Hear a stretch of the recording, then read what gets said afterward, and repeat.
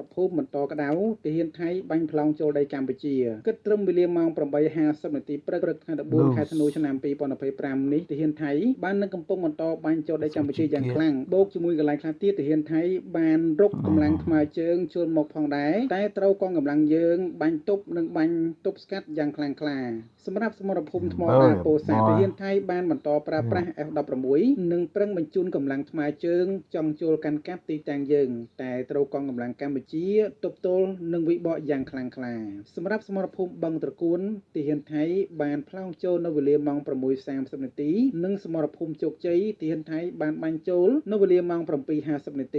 នៅសមរភូមិម្ដលមានជ័យរួមមានថ្មដូនប្រាសាទតាក្របីប្រាសាទតាមាន់ប្រាសាទខ្នាទាហានថៃក៏កំពុងតែបាញ់ផ្លោងចូលផងដែរនៅទិសខេត្តព្រះវិហារទាហានថៃមិនទាន់ឈប់ទេនៅតែបន្តបាញ់ផ្លោងចូលភ្នំខ្មោចតាតាវព្រះវិហារវីលឥន្ទ្រីតាសឹមភ្នំទ្របនិងចាក់ច្រែងបាទបងប្អូននេះគឺជាព័ត៌មានបឋមពាក់ព័ន្ធទៅនឹងការរំលោភបំពានរបស់ចៅសៀមចង្រៃសាហាវព្រៃផ្សៃចង្រៃផុតពូជហ្នឹងបាននឹងកំពុងបន្តប្រើប្រាស់នៅកម្លាំងរបស់វាបាញ់ចូលនៅតំបន់កម្ពុជាយើងជាពិសេសគឺដែនអធិបតេយ្យភាពរបស់កម្ពុជារបស់យើងបាទឥឡូវខ្ញុំងាកទៅខាងក្រសួងការពារជាតិវិញពាក់ព័ន្ធនឹងស្ថានភាពដែលហ៊ានសៀមបានធ្វើការបាញ់ប្រហារមកលើកងកម្លាំងកម្ពុជារបស់យើងគឺជាព័ត៌មានផ្លូវការ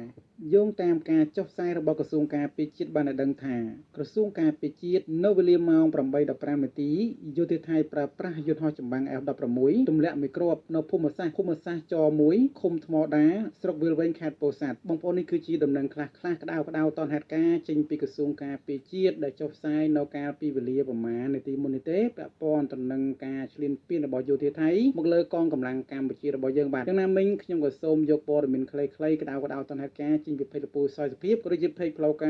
របងដែលជាអ្នកសារព័ត៌មានជំមុខមួយចំនួនទៀតដើម្បីចែកជូនបងប្អូនបានស្ដាប់ដែរហើយបានដឹងអំពីការឈ្លានពានរបស់យោធាថៃមកលើកងកម្លាំងកម្ពុជារបស់យើងបន្តទៀតបាទជាពិសេសគឺរំលោភបំពានទៅលើដែនអធិបតេយ្យភាពរបស់កម្ពុជានិងរំលោភបំពានទៅលើច្បាប់អន្តរជាតិពីលពូសយសុភាពហើយផ្លោងចូលទៀតហើយនៅអានសេះម៉ោង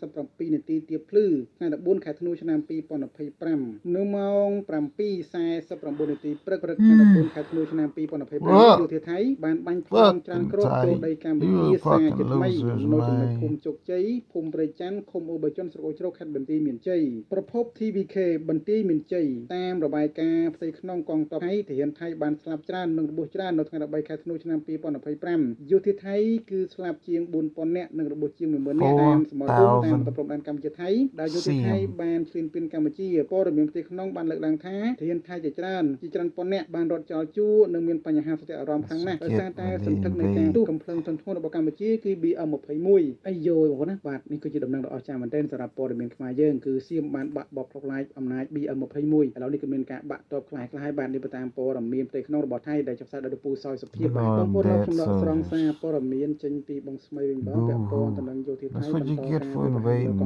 លាំងកម្ពុជាក៏ដូចជាយោធាថៃបន្តស្លាប់យ៉ាងរនុករនាលើទឹកដីកម្ពុជារបស់យើងនិងខ្លាចជីនៅឆ្នាំក្រោយបាទបងប្អូនដែលនៅខេត្តព្រៃច័ន្ទជោគជ័យហ្នឹងគឺក្នុងពេលមកចាំដាក់ជីដីទេស្រូវបាទគឺយើងប្រើប្រាស់តែខ្មោចទាហានថៃខ្មោចទាហានសៀមដែលចូលមកងាប់ដីយើងហ្នឹងគឺជីរាប់អស់បាទជីរាប់អស់នឹងជីល្អទៀតវាល្អជាងជីសប្ងៃបាទសប្ងៃតែជីកសិកម្មវាមិនខុសជាល្អហ្មងទេដីសាយើងហ្នឹងប៉ុន្តែនៅពេលដែលខ្មោចសៀមចូលមកងាប់ជាងទៅឆ្នាំក្រោយទៅយើងអាចបន្តដំណើរធ្វើស្រែចម្ការឲ្យដាក់ជី 3-4 ឆ្នាំបានដោយសារតែ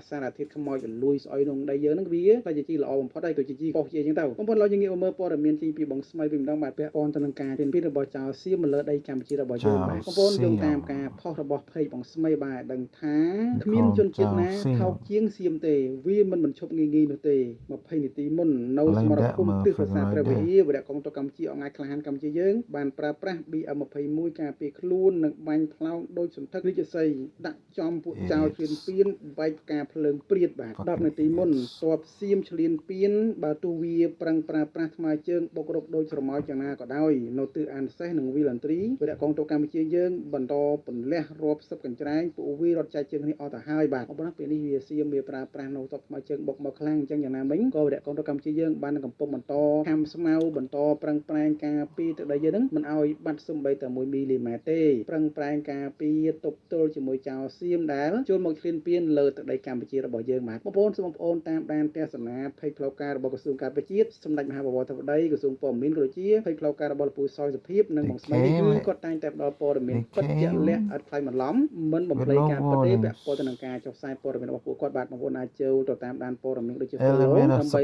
ជា Enterprise ដំណឹងល្អដំណឹងពិតប្រាកដកុំឲ្យស្ដាប់ព័ត៌មានបំពុលសង្គមបាទដែលជាប្រភពមួយមិនច្បាស់ Keep ការ doing ពាក់ព័ន្ធ that នឹងការ shit. ចុះ Keep ផ្សាយ doing ចេះមួយ that. ចុះមួយ You'll ចេះ end មួយ up ចុះ like មួយជា that. ពិសេសបងប្អូនយើងខាងនេះសមុទ្រដែលជាបងខាង There's អ្នកបកប្រឆាំង more. ហ្នឹងក៏ There's មាន more ការ dead ចុះផ្សាយ bodies ព័ត over ៌មាន there. ខ្លះ They ក៏ didn't គាត់ get លើ them អញ្ចឹង all ទៅ because គាត់ជីងព័ត៌មានបំពិតអញ្ចឹងទៅធ្វើឲ្យខ្លួន half យើង of នេះ them បែ they រជា don't ភ័យ care បាក់បប because ខ្លោបខ្លាចទៅវិញបាទអញ្ចឹងនេះគឺជាព័ត៌មានមួយ they're ពិត low ទេបង rank. ប្អូនសូមតាមដានការចុះផ្សាយរបស់ក្រសួងការពារជាតិ Fresh News គួរសោយសភាពដូចជាភ័យផ្លូវការ